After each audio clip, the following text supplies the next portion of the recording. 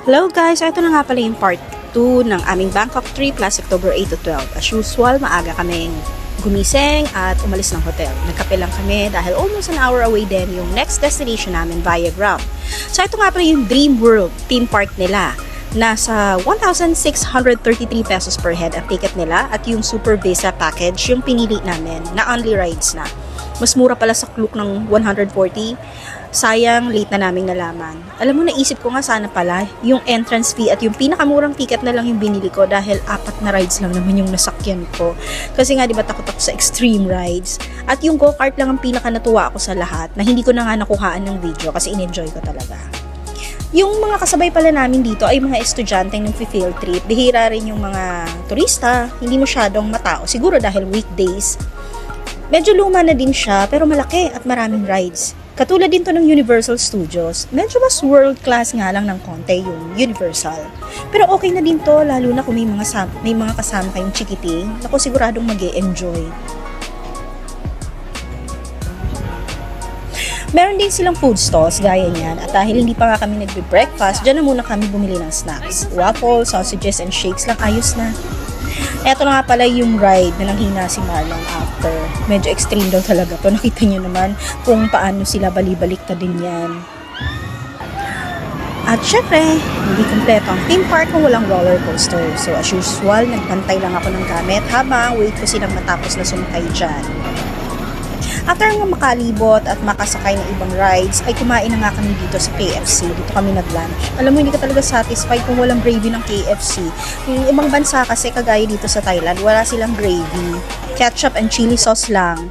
Pero in fairness, napakalaki ng hiwa ng chicken nila dito at sobrang gutom na nga ako kaya nakalimutan kong kuhaan ng video yung kinain namin. Tapos, meron nga pala sila ditong ganitong ride, yung nag-viral minsan, di ba, napipanood natin sa mga video, yung pag umikot siya, napapakandong ka na dun sa katabi mo o dun sa kabila. Pero this time sa kanila, nilagyan na nila ng belt yung mga seats or buckles para hindi ka naman mapunta sa iba. Tapos guys, gaya sa Universal Studios, meron din silang pa-Hollywood live action na hindi ko na nga nakuhanan din ng video kasi naaliw din akong manood. Ang galing din ng mga actors, medyo nagugulat lang ako sa mga bomb effects nila. Ang lakas kasi. So ito rin isa sa mga sinakyan nila. Tapos pinasok din namin tong giant house. Nakakatuwa kasi mas ma-appreciate mo yung kapag nasa litrato na at top view ang kuha. Doon mo makikita ng mga gamit ng mga higante talaga yung nasa paligid mo. Magandang tignan. After nga niyan ay nag-grab na kami papunta sa MBK Center. Isa ito sa pinakasikat na mall dito sa Bangkok. Ang dami mong makikita dito at mabibili. Pasalubong, sapatos, pagkain, damit, bag, lahat halos name it. Alam mo, hindi na nga rin namin nalibot itong buong mall na to eh. Ito yung mga ointment, liniments at herbal meds kung saan famous ang Bangkok sa paggawa at pagtitinda ng mga ganyang products kasi sabi nila effective daw. Pero hindi ako nakabili. Speaking of sapatos, nakakita ako ng sale na shoes at dito ko na nga binili si Siron at Cher. Note na since naka-sale na sila, wala ka na makukuhang refund na GST or tax. Natuwa nga ako kasi ito, nakakita ako ng resto dito which caters my favorite Singaporean soup, yung bakote. Sobrang namiss ko to, grabe. And ang ganda rin ng ambience ng resto. Napakalambot ng pork. Kuha nila yung sa Singapore and this goes along well with Yu Chow. Yung bread na yan, cut into small pieces. Ang sarap niyan. Yan naman yung milk tea nila. Mukha lang masarap tignan pero matabang. Alam mo, maharlika, naka 1,858 Thai baht din kami dyan or 2,938 pesos. Para yan lang. Mas mahal pa sa Singapore. Kaya pala walang kumakain eh.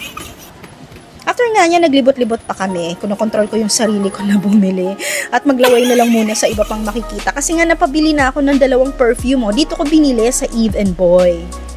And one of the reasons kung bakit pumunta ako dito sa MBK Center is sinadya ko talaga yung mga jewelry stores dito. Kasi dito ka makakabili ng mga 22 karat, 23 karat to 24 karat na mga jewelries at magaganda yung mga designs na pagpipilian mo. Meron din sa Chinatown pero ito kasi yung pinakamalapit na may mga jewelry stores, itong MBK.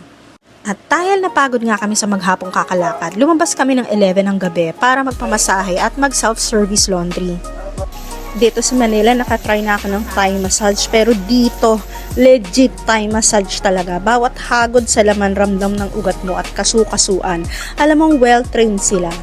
Halong Shatsu, Swedish at expertise nila sa Thai massage ang nagpasarap at nagparelax sa katawang lupa kung napagod kaka-travel sa city. Sulit at napakamura na, hindi gaya dito sa atin, libo-libo inaabot ng massage. Ito yung pinaka-the best massage na naranasan ko, promise, hindi sa pagka-OA. Ito talaga babalik-balikan mo sa Bangkok.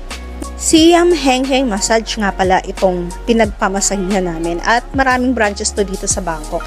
Dito rin sa Pratunam lang, tabi-tabi nga silang mga massage dito. Kaya sobrang babait pa nila at friendly. And the next day ay sinadya naman namin itong Big C Supermarket kasi plan ko talagang bumili ng ilang goods and kitchen needs dito na hindi mo mabibili sa Pilipinas. Halos sumaglit lang kami uli kasi by 1:30 PM ay may tour kami sa Wat Arun. Nagdala nga pala kami ng luggage para dyan namin ilalagay yung pinamili. Pero bawal yan ipasok sa loob ng supermarket kaya need mo siyang iwan sa package counter at pag nabayaran mo na yung goods mo, pwede mo na siya dyan ilipat. Sa tapat pala ng Big C ay yung isa pang sikat na mall na Central World, which is the 9th largest shopping complex in the world, na next time na lang naming dadalawin at talagang kapos na sa oras.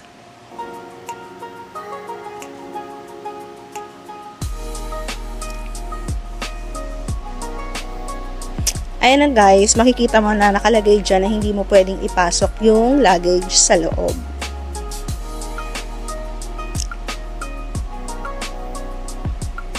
So dito makikita mo meron din silang mga for sale sa loob ng supermarket ng mga food. Ayan, may mga kanin, may mga rice meal din sila. Ang dami mong pagpipilian at ito nga bumili ako para i-lunch namin. Bumili rin ako neto, pero hindi ko siya natikman. Sabi ng mga anak ko, hindi daw masarap. So, yung banana chips nila dito masarap kasi may mga free taste sila dyan eh. Ayan, mga ano naman to, parang mga Hainanese chicken rice set, mga ganyan.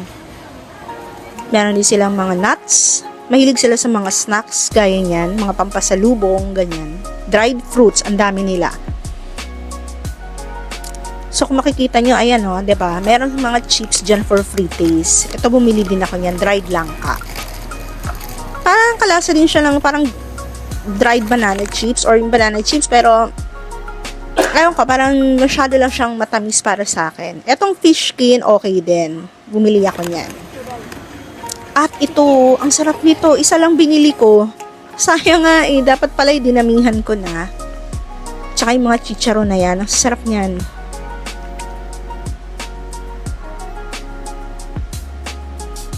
Tapos may mga sauces, ganyan, mga condiments. Kompleto.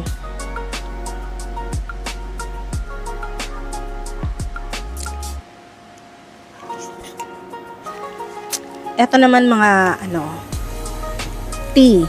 Ang Bangkok kasi mahilig sila sa mga milk tea, mga ganyan. Ito bumili din ako niyan. Para siyang mga beef powder, chicken powder, pork powder. So instead cube, ayan, mas madali siyang, parang feeling ko mas madali siyang ilagay sa niluluto mo kasi powder na siya. No need mo nang tunawin. Ang dami din nilang klase ng beverages dito, mananhawa ka. Fresh juices, name it, mga gatas, ang dami.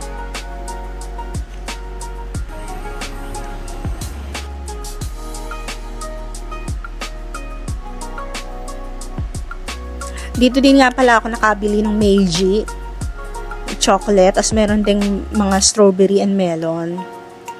Ayan naman mga delata. Kasi yan, bumili ako niyan. Crackers siya na parang merong kasamang tuna spread.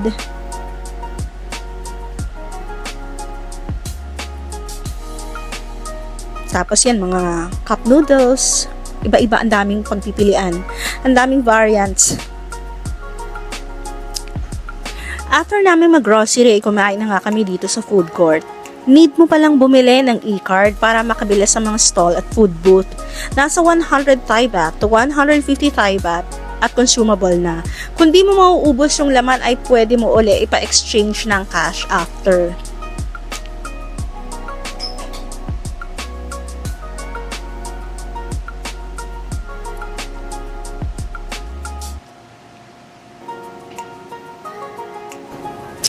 Dito pala guys, yung utensils ay may UV sterilizer. Nakakatuwa oh. So aside dun sa in-order namin, ay kinain na din namin yung meals na bilhin na namin sa supermarket. Ang sarap talaga ng mga food nila dito. Tapos nga niyan ay nag-grab na kami papunta sa meeting place namin sa McDonald's near BTS Asok para i-meet si Miss Sonia, ang aming tour guide. Today, 4 lang kami na ni-tour niya sa Wat Arun, Wat Chararan. At si Ate Taiwanese yung kasama namin. Ang name niya, Yellow. Dito pa nga lang pala sa van ay nagle-lecture na kami. Nagpapaliwanag na si Miss Sonia about sa history ng Bangkok at ng mga temples at mga naging rulers ng bansa nila. Si Miss Sonia marunong siya mag-Mandarin, English, Thai, Korean at Japanese. Nakakatuwa at very professional and friendly siya. Bangkok, it's like in Khmer style. It's like a fish net style. Oh. At dito na muna kami dinala, isa sa mga dress shop kung saan kami bibihisan at aayusan ng buhok dahil nga Thai costume tour itong nibook namin via Klook. Nasa 2,350 pesos siya per head. At si Marlon ay mahigit 500 pesos lang yung binayaran kasi hindi naman siya magko-costume. Hindi pa pala included yung entrance fee namin dito sa Wat Arun na 100 Thai baht. Alam niyo, sobrang na-enjoy namin dito kahit tirik ang araw. Iba talaga yung feeling kapag mapapalibutan ka ng mga ancient structures. Napaka-ethereal. Si Miss Sonia naman napaka-helpful niya sa aming mag-picture at mag-suggest ng mga poses. Masaya at saka sulit kasi akala ko nga malaking grupo kami na magtutour. Ang ending 4 lang pala kami. Pero kung gusto niyo makamura, I suggest diretso na lang kayo dito sa temple at hanapin niyo yung costume rental sa labas at mag-DIY na lang kayo at kayo na lang yung magpicturean. Pagtapos namin sa Wat Arun ay nag-grab na kami papuntang Icon Siam kasi sa likod nun, yun yung aming sasakyang ferry cruise dinner around Chao Phraya River. 8 PM pa naman yung dinner at 5 PM pa lang nasa Icon Siam na kami. Kaya nga, nag-coffee muna kami dito sa Yakun Kaya Toast. Nagulat nga ako, meron din palang Yakun dito. Isa to sa favorite kong coffee shop sa Singapore. Famous sila sa napakasarap na Kaya Toast. As masarap din yung kanilang coffee. Kaya hindi ko pinalagpas na matikman ko uli ito.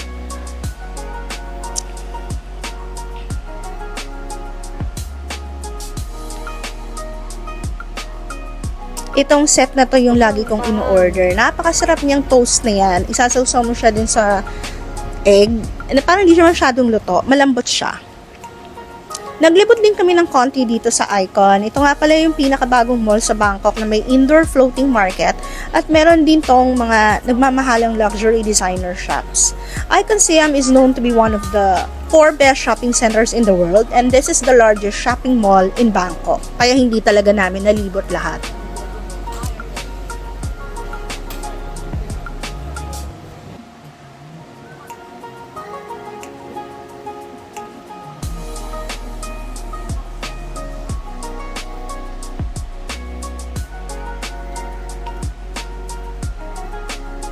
So, ito na nga yung kanilang parang indoor floating market. Ang dami mo makakita dyan ng fresh fruits, juices, lahat ng food, lahat ng klase na tinitinda ng mga native na or local nila food nandiyo dyan.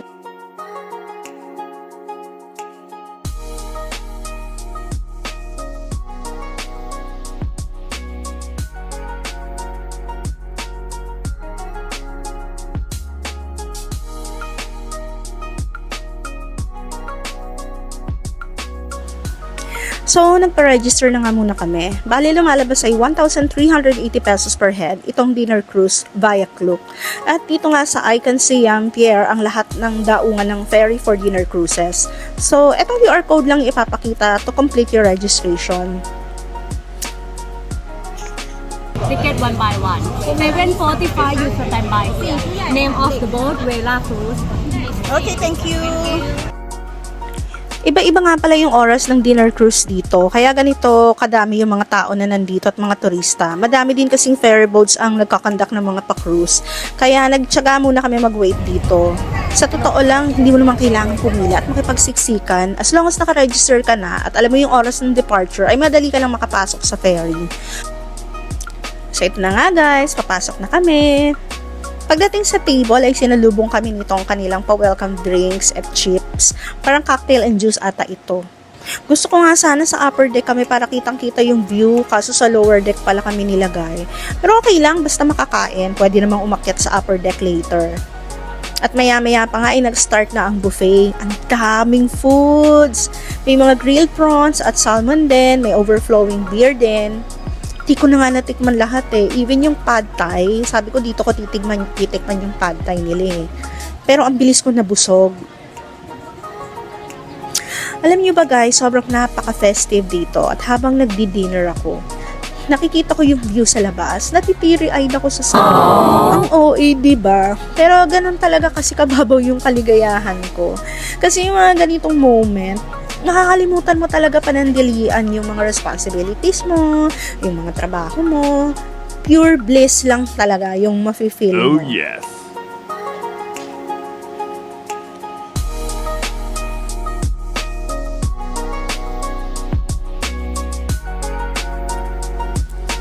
So, ayan guys, makita nyo diba kung gaano karami yung food, knowing na this is a 2-hour cruise trip, tapos may mga live bands pa, may mga sayawan, kantahan, sulit na yung 1,380 pesos mo. Sa Klook kayo mag-book kasi mas makakamura kayo, although hindi ako sponsored ng Klook, pero I'm just sharing with you guys na mas makakamura kayo sa Klook if you want a dinner cruise like this at Chao Phraya River sa Bangkok.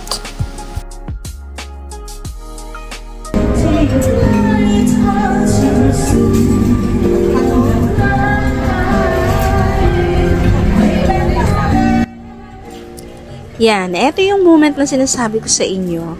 Yung may nagsiserenade sa'yo habang kumakain ka, tapos nakatingin ka dun sa view sa labas.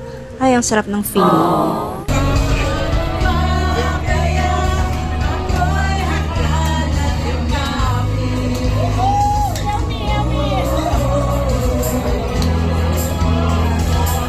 After nga namin kumain, ay umakyat na kami sa upper deck para mas makita namin yung view. Meron din sila sariling host dito at may sarili silang set ng buffet table. Tapos ayan guys, may pa-ice cream din sila dyan. Unlimited yan. Ang saya-saya ng mga tao dito, halos puro tourist nandito. Mga Pinoy, may Japanese, may Korean, may Indian, may puti at meron ding Thai. Kaya iba-iba din yung lengguwahe ng mga tugtog.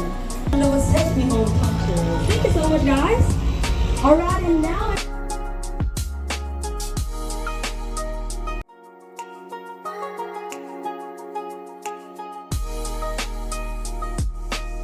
Bago matapos yung cruise, may pinamimigay na ganitong picture sa inyo. Kuha ito while boarding the ferry, but since nakapanood na ako ng vlog sa YouTube na may ganitong scenario, ay iniwasan na namin yung photographer sa umpisa pa lang. Kasi once na maabutan ka niyan at napicturean ka, nakakahiya naman tanggihan, diba? Eh, kasi sa totoo lang, mahal yung ganyan. Tsaka di naman need. Ito yung nakakatuwa, lahat masaya, nagkakantahan, nagsasayawan, nagpipicturean. Talagang nakakatuwa. At kinabukasan na nga, flight na namin ng tanghali. Medyo may sinat ako, buti nga kinaya kong magbiyahe. And that's all of it for our Bangkok trip. Hope you enjoyed watching, guys. Bye!